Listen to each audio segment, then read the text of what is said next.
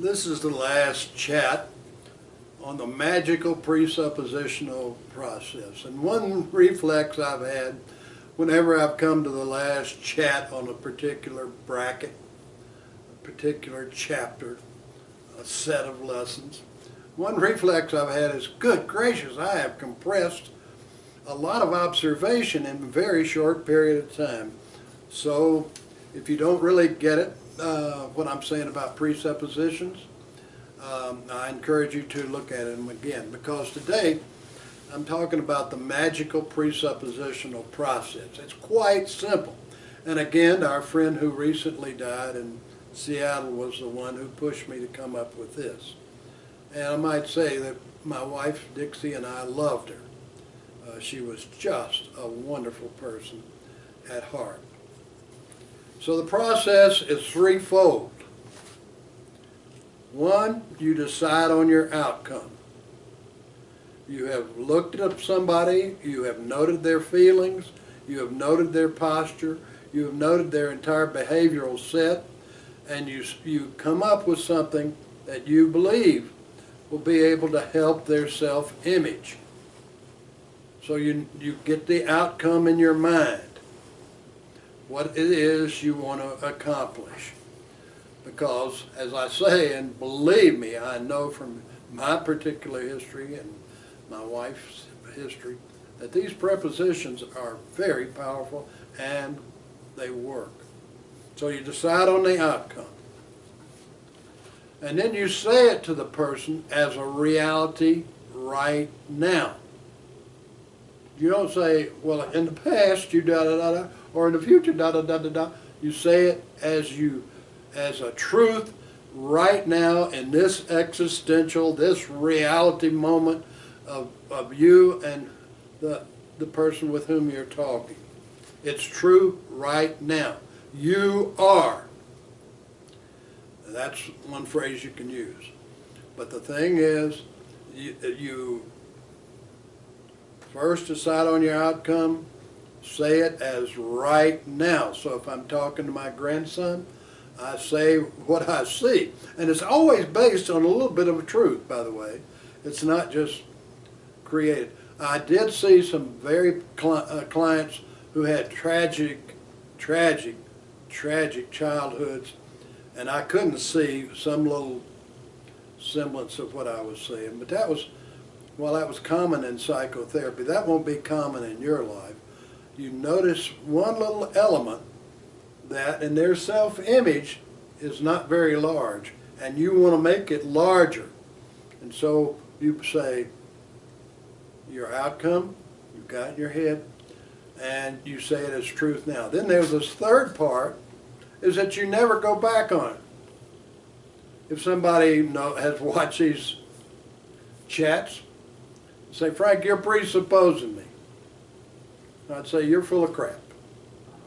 I wouldn't hesitate to say, I base it on what I see in you, which is true.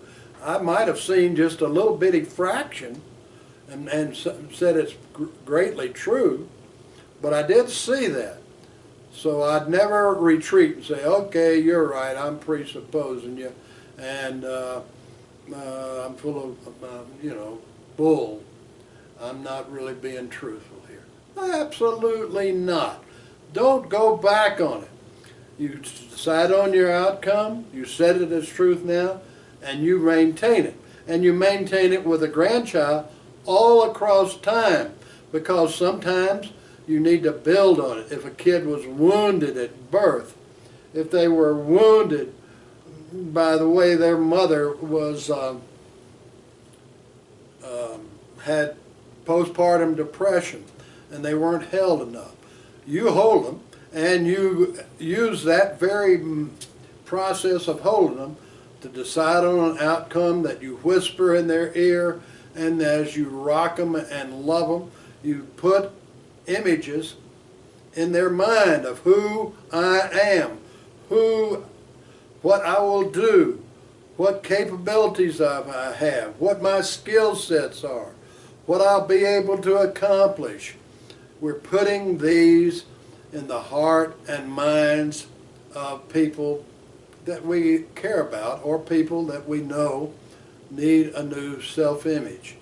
Because you can use this anywhere, as I said, whether or not you're a doctor in Botswana or a bartender in Peoria. Now, I continued on learning, and I recently thought every transaction is presuppositional.